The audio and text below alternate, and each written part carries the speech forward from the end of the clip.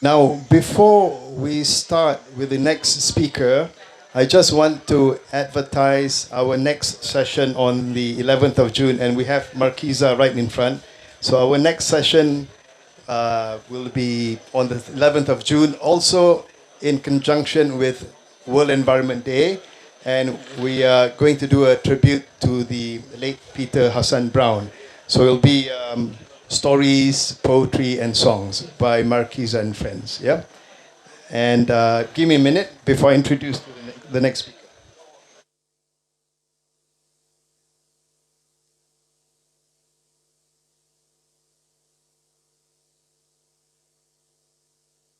Before we start, I hope you can move up closer. Then it will be easier for you to see. You can also see my expression, this angry citizen expression. So before we start with Khoo Salma, I have a confession to make. Today's slot was supposed to be on the 11th of June. We did a swap because Salma happens to be in town this week, Salma and Lubis, for the KL International Book Fair. So do go there, it's lovely. I was there yesterday. Man, there's lots of people. Take Grab, don't drive there. And so we're privileged to have Salma here in town. As you know, she's based in Penang. And let me just quickly just read a bit of her bio. So, Salma wears many hats. But in this context this morning,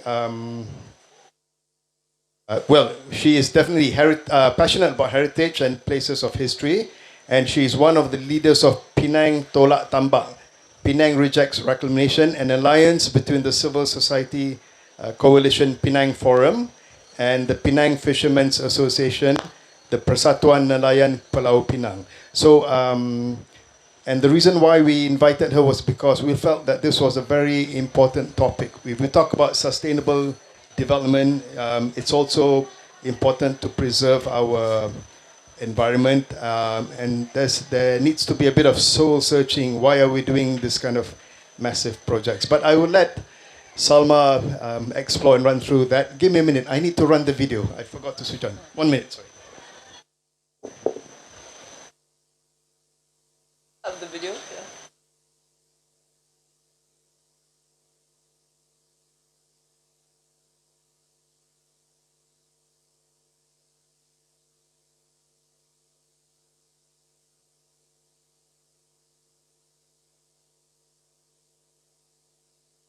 That video.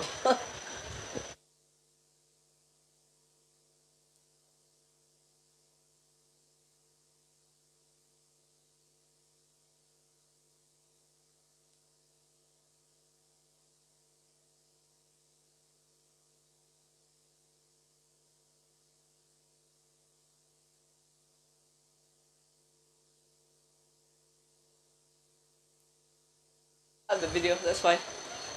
We'll just start.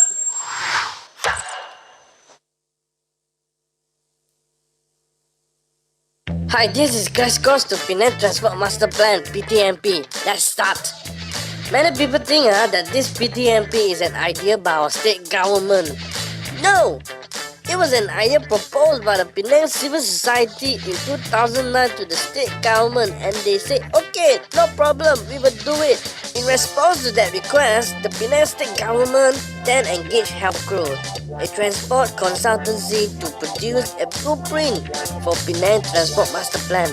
But a month before the HealthCrow was appointed, the Penang state government signed an MOU with the Beijing Urban Construction Group. This MOU states that the construction company from China will build 3 highways and 1 undersea tunnel, which will cost RM 6.3 billion. But wait, don't you think we should wait for the HealthCrow to produce the blueprint first? They are the expert after all. So after about 2 years of detailed study with the participation of various parties, the HealthCrow blueprint was completed and was adopted as the state's transport master plan. It's not free, Our state government paid HealthCrow RM 3.2 million for this. After that, the state government advertised for a project delivery partner. EDP to manage this transport master plan based on a Helcro's blueprint. 6 proposals received, and SRS consortium won the bid, but with a different proposal which came out of nowhere. Who is this SRS, you may ask? It consists of 3 companies: Gamuda Infrastructure Property Company, Ideal, a Penang developer, Low Poi Yan Holdings, Penang Property Company. Ever since the appointment, the state government had went around Penang and talked to people about SRS proposal to the public. But what happened to the original Helcro blueprint? Helcro blueprint shows a better integrated public transport system, while SRS introduced a very complicated one. It has a clear strategy to reduce our traffic problem by improving connectivity, while SRS proposed more highways in our state. A comprehensive transport master plan could be seen in Helcro blueprint, but SRS1 is in big chunks and disconnected. We need to stick to the idea of moving people, not cars. It seems like SRS1 to propose the opposite.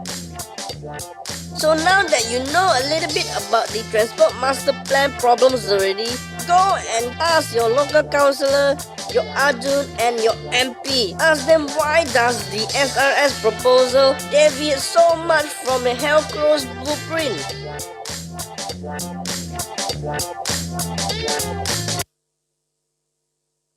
Okay, good morning. So I'm just getting to the point. Besides extraction industries, which are responsible for a lot of pollution and environmental problems, you also have mega projects.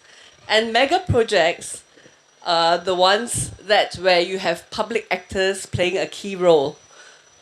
There is a well-cited Italian study which says it's called corruption in public projects, the elephant in the room, because nobody in the government is supposed to talk about the elephant in the room, right?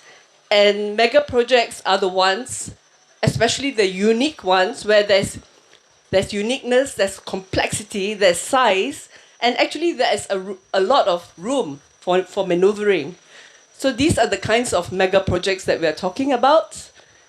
And what happens is that it compromises costs, time, and benefits to the public.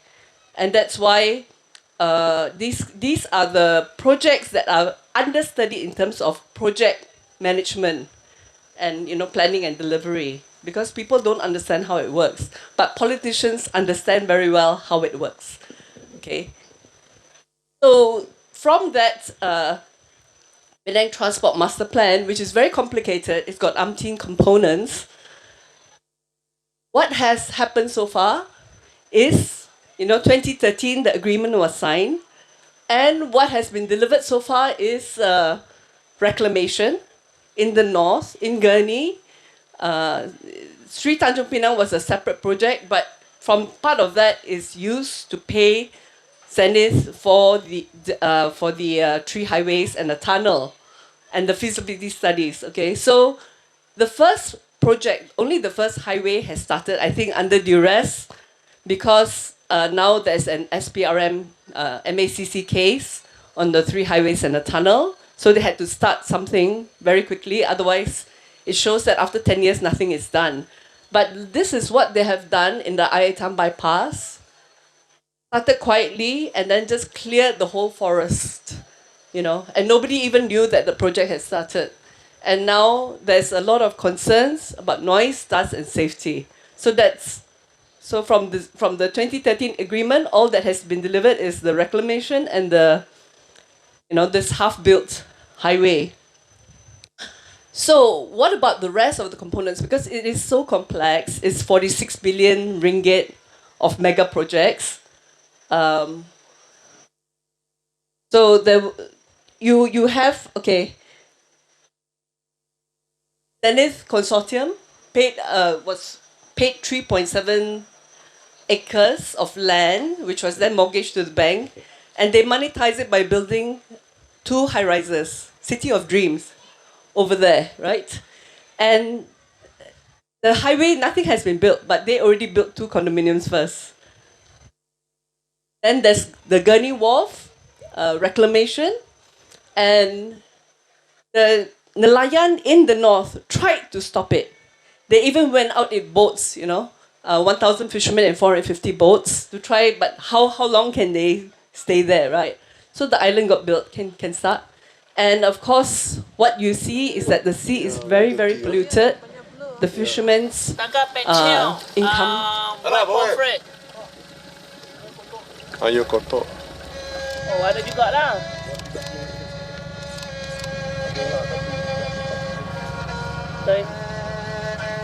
As catch is not enough to cover petrol, the water is dirty, and we now lately there's been a few new videos. Okay, see what happened. Rubbish. They're pulling up like sea urchins, So bukan macam mana macam ni kena buang lah. Tak boleh kena buang terus. I think it's enough. Okay, so basically what you see is the reclamation has happened in the north. The sea is very polluted. So when when the fishermen hear again and again, oh, don't worry, there will be rehabilitation afterwards. We will do it so carefully, there will be no pollution. They do not believe it anymore because they have been so many times lied to and cheated, and they have lost their livelihood. So actually from the PTMP, before the 3 islands was proposed, there was another proposal. This was called the Middle Bank. And the Middle Bank, can you see it's between somewhere south of the ferry crossing and north of the Penang Bridge. That is actually a seagrass meadow. So the seagrass meadow is about 120 acres. And it was the second largest seagrass meadow in peninsular Malaysia. But now that they have gone ahead with the forest city, the Merambong Shoal has been affected. So that's down in the south in Johor, where the fishermen did not protest because Sultan is involved in the project. Okay, so I was actually shocked when somebody from the Marine Department said that this seagrass bed in Penang is now the biggest seagrass meadow in the peninsula. And luckily, there were some activists who stopped it, including this Teju who was Adun at that time, or maybe before, yeah. And they stood up and it was stopped. And now in 2021, they say that it's going to be gazetted as a marine park, the Middle Bank. Okay. So they have all these, species diversities in seagrass and also echinoderms. Okay, next. Good. So this, I learned about the marine biology, which I'm also a beginner, but where you have seagrass, where you have mangrove and you have coral, it's that golden triangle. You will have very productive fisheries. So when you have that kind of ecological combination, don't mess with it, because you have the spawning grounds, you have a very vibrant marine ecosystem, and Penang is blessed to have all this, but unfortunately, it seems Penang people and the government do not appreciate. Okay? And the other thing I want to include as a background is that we have different types of nelayan. We have Zone A, there are nelayan pantai, nelayan tradisi, small-scale fisheries, artisanal fishermen. And then you have, a bit outside is the trawlers, the small trawlers, and then the bigger trawlers, and then the deep-sea boats. So the nelayan pantai are a very special community because there is a kind of solidarity, and they're all ethnic groups. There's Malay, Chinese, not many Indians, but a lot of Chinese. In fact, they're almost half, I think, of the nelayan pantai. And there's a solidarity between them. And the Persatuan Nelayan, which is enacted from Akta Persatuan Nelayan 1971, unusually, okay, it is the nelayan pantai that are heads of this organization, even though the members include fish traders, fish processing factory owners and all sorts of things. There's 5 groups, people who own deep sea fishermen. There's 5 groups altogether, but it is the Nelayan Pantai that lead this organization. And it came out from the cooperatives, which used to have different regulations, and then it was unified under this Persatuan Akta Persatuan Nelayan during the days of Buku Hijau, which was actually very favorable to the petani, the peladang, and the nelayan. And that is the basis on which our nation was built. It was built on the sweat and tears of the farmers, of the fishermen. And we have forgotten that. Next. Okay, so back to what you saw in the video. In 2015, we heard that there were prior discussions. If you look at the SPRM trial, you will also see that in the previous, the Zenith one, there were also prior discussions. And then there was a request for proposal where the SRS consortium, people submitted 50 pages, 100 pages, and they came out with 20 volumes. So impressive, all the drawings, beautiful artist impression, and called in consultants. And how could they have done that in 1 month? We don't know, okay? So this so-called request for proposal, at that time, when it came in, we, the NGOs, we went to look at it. What does it contain?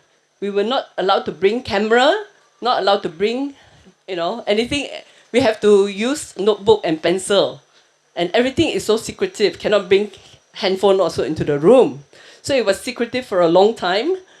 And SRS Consortium basically said, we are going to finance the Penang Transport Master Plan for a project delivery fee of 6%. And the way that they propose to finance it is to create the 3 islands. And what the government said was that, nobody else told us how we could finance the PTMP. So this one will win because there is a mechanism for financing. But of course, in the request for proposal, they didn't ask for, can you also suggest how to finance it? So, these people could anticipate things. So we also call it like the thin end of the wedge, the thin end of the wedge, and the bagai Belanda minta tanah. Okay, next. Now in 2017, one EIA was submitted. The nelayan themselves, they organized themselves. 1,500 nelayan went to protested in front of the hearing where the public hearing was for the EIA. And then they actually lobbied up to the government, and they did it all by themselves. The NGO, we were not aware of it at that time. And at that time, the Minister of Environment was Wan Junaidi. And in 2019 also, he came out with a letter to support because he said he knows about the project and he turned it down because of these reasons.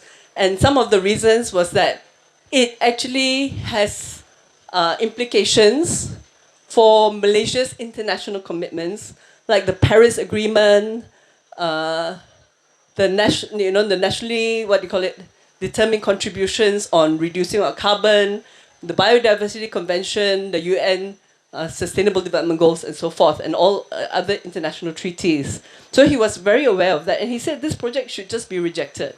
But in 2019, it was approved. Next. So before that, okay. In 2019, the EIA was resubmitted, and this is during, of course, during the PH government. And by that time, the nelayan said, okay, we don't know quite what to do. So they approached the NGO. We were on our own protesting the same thing, but we didn't know about the nelayan. They were observing us, and they said, we never worked with NGO before. We don't know whether we can trust you, but I think we need your help to read the EIA. So that's how we came in. And this was the letter of approval by the Director General, where he said the development of the project will cause permanent and residual impact on mudflat ecosystems, fishing ground, turtle landing areas, and some coral reefs in Pulau Rimau, which are important ecosystems for fisheries resources. This permanent damage will have a significant negative impact to the source of fisheries, and guarantee of national food supply. So who will be affected? In fact, they even, the Minister of Agriculture that time actually said in Parliament, 1,422 Zone A fishermen, 51,000 tons of fisheries worth 525 million per year. And then 511 aquaculture activities, also 50,000 tons of fisheries worth 1.67 billion a year. So that's 2 billion a year of fisheries. And this is just Penang. So it will also affect fisheries in Perak because some of the sand mining, they may have changed it in the latest one, but I think at least some of the sand mining, and definitely the pollution will also, is transboundary, right? So the fishermen from Perak, Kedah, Perlis will be affected as well as the fishermen from Penang. But only the Nelayan Pantai are protesting because aquaculture farmers, they're all on temporary occupation license. They did not say anything. They know because they're also using brackish water. They channel it from the sea into their fish ponds, and they know that, and also shrimp ponds. So they know that they will also be affected, but they have not that to protest, but they did submit a report to the Department of Environment, which someone gave me a copy and said that, we have 1 billion, we are producing 1 billion worth of fisheries, and we will be very badly affected by this project. Next. Yeah, I got to go faster. So basically, you're throwing sand into the fisherman's rice bowl, and one of my friends said, it's like someone spit into your noodles, and then they say, you can still eat the noodles, right? Even if you have one island. Next. Okay. So these are the ways that architects, especially because that time during pandemic lockdown, a lot of architects out of work. So they had international competition. And, they got very nice drawings and all that. So the architects helped them to reimagine and to rebrand. It's going to be a smart industrial park. Next. It's going to be biodiversity, better than the old biodiversity. I mean, the sea is only like that, but we are going to improve on the biodiversity, okay? And this was, okay, and then the next one is low carbon city. This was the most recent one, which got an MGTC award, for low carbon. Okay, but I have calculated that is 200 million cubic meters of sand, dredging 800 square meters of ocean bed. And you would have to plant how many trees? A few million trees, okay? 147 million trees to offset the carbon. And this is not counting the sea as a carbon sink. We have not counted that effect, that how much we are wiping out because we're destroying the sea. Okay, next. So Haji Zakaria led 185 fishermen of Unit Sungai Batu to appeal against the 2019 EIA, and the approval was revoked in September. So they are the prawn fishermen. They're getting very good value, net at least 45 ringgit. If, you're buying the prawns at 55 ringgit and above. Chinese New Year, it can go up to 80 ringgit. And, they are standing very, very firm. Next, okay. So this one of our exco, who's also the exco for infrastructure. So he says, oh, that place, he on TV, on Consider This, he said, it's just shallow, muddy water. But this year, Star came out and said it's raining prawns. It's from that place, Telok Kumbar. And the prawn migration is actually one of the conditions, and they have not finished the 1 year study. It has to be a whole year study. I think they studied for a few weeks, and then the Department of Environment already accepted. Next. It seems to have shifted from raising funds for the Transport Master Plan to now what critics are saying has turned into a land bank exercise, expansion exercise. How would you respond to those claims? I would respond by saying a land bank expansion exercise is precisely what Penang needs, bearing in mind that we are in an island state It seems So to have you just have to hear it from his mouth. Penang is an island state like Singapore, right? Only Penang people think like that. What about Seberang Perai? Next. Seberang Perai alone is bigger than Singapore. Seberang Perai didn't get any money for their transport and they have a lot of traffic congestion, whereas Penang, the 46 billion, most of it was going to the island. And Seberang Perai has 12,000 hectares, 90% of the 12,000 hectares of industrial land. And this has been consistently denied by the government until the facts were released. Next. So now, what is the strategy? They're gaslighting the fishermen. They say, oh no, actually there's no fishermen fishing there. You see the satellite shows and the satellite is taken maybe once a day. We showed it to the fishermen. They said, no, that's not us. Maybe it's the trawlers, okay? Next. And we did a mapping. So my organization, Jaringan Ecology dan Iklim, we did a mapping of exactly where they put down the drift nets, Pukat Hanyut. And this is where, exactly in the footprint of the 3 islands, okay? So that density, you know? And that is just 1 unit of Nelayan. If we do all the 4 units, there will be even more. Next. Okay, next. So this is, 6,000 fishermen who can fish the 6,000 Nelayan Pantai. They can fish anywhere in the Penang waters, okay? But the trawlers cannot come in. That means they can go out, but the trawlers cannot come in. And this is where, they even take videos to show us. When somebody pollutes the sea, they are the guardians. They will send us videos. We help them to make report to Department of Environment. And, they said, this is so rich. How can you deny? And yet they're being gaslighted. Okay, they're saying, no, you're just imagining it. There's no fish in the sea. There's no prawns in the sea. Okay, next. Okay, and this is environmental monitoring by the fishermen. You can put it. Assalamualaikum para nelayan-nelayan semua dan jabatan-jabatan yang berkaitan dengan laut. Tolong ambil tindakan bawa kapal ni sambil dia keluar, dia buang tambang. Minta tolong ambil tindakan kapal ni. Yeah, basically he's saying that the dredger is short dumping. But where are the marine police? Where's the Department of Environment? Obviously, they cannot be in the sea monitoring this. And by the time they go there, it's gone, right? So when you're talking about 71 conditions, it's so difficult to implement even on land. And it's so difficult to monitor on land. Let alone, especially in Penang, of course, let alone in the sea. Who is going to help these fishermen to monitor? Next. So, before that. So, okay, this is early handover of boats for the fishermen. They have selected fishermen who will speak on behalf of the islands. And they start giving them boats 2 days before the national elections. Okay. And then this is a recent one where the marine police actually apprehended 2 of the fishing boats who were taken out not by the owners. They were rented. So these people, they don't even know the law. Actually, only the boat owner can take out the boats. But the ones who got the boats are not the ones who go out to sea. So they rented out their boats. And, they were so happy they got proof of this. Of course, in the Penang dialect, it's very difficult to understand what they're saying, but we got an explanation. Next. Okay, so now they still have the EIA. EIA is not revoked.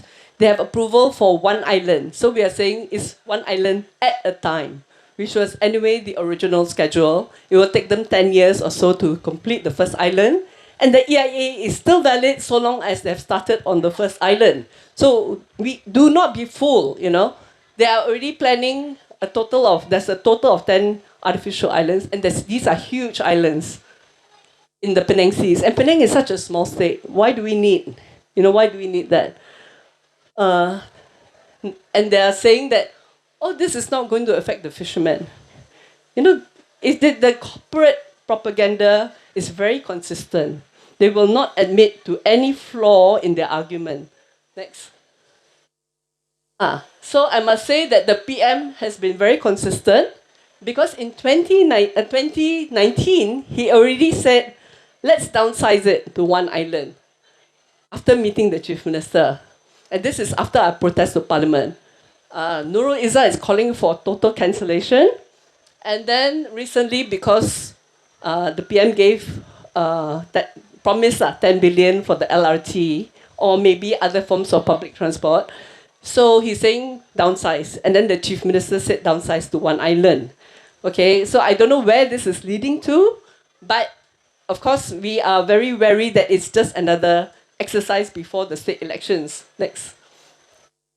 Okay, so when you look at the whole timeline, from 6% project delivery fee, now the developer are the 70% owner of the project.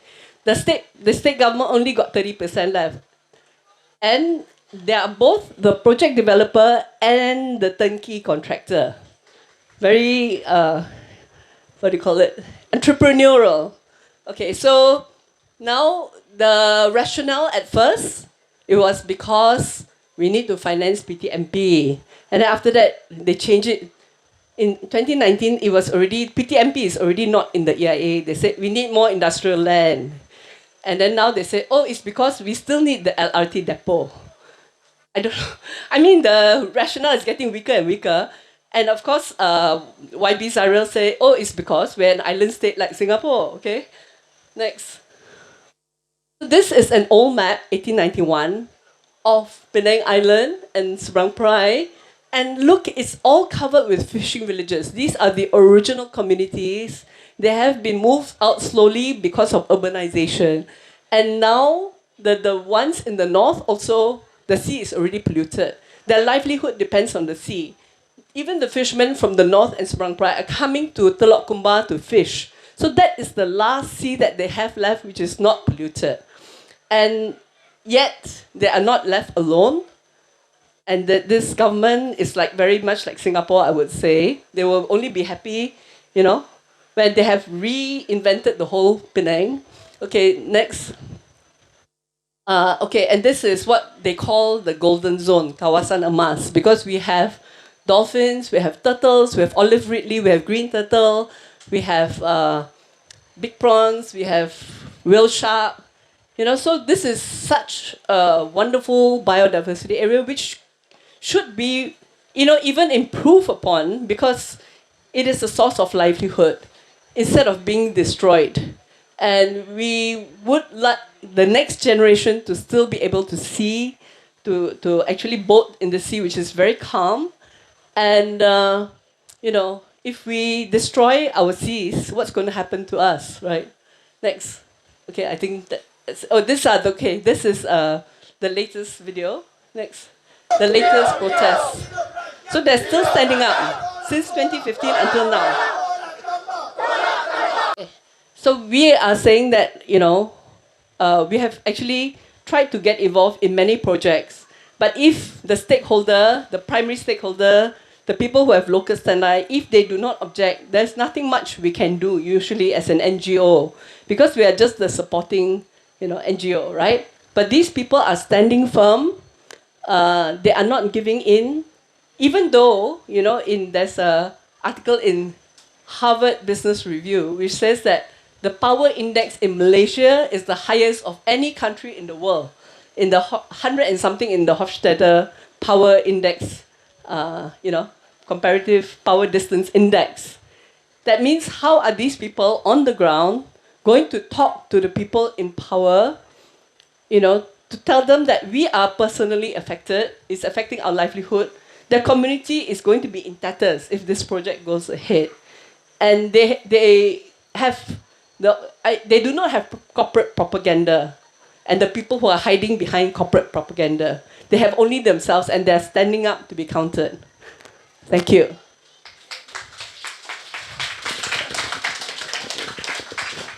Thank you, Salma. So, if you have any questions, we're going to have a Q&A session after our last speaker, Mr. Gurmit Singh. So give us a minute to set up. So please do stay for the Q&A. And I also know that some members of the audience are recording this on Facebook Live. There's some people, as you can see, are recording it. So it'll be available on YouTube, I believe, because For me, it's an important documentation of what's happening. Yeah, all right, thank you. So we'll be back in a minute. Thank you.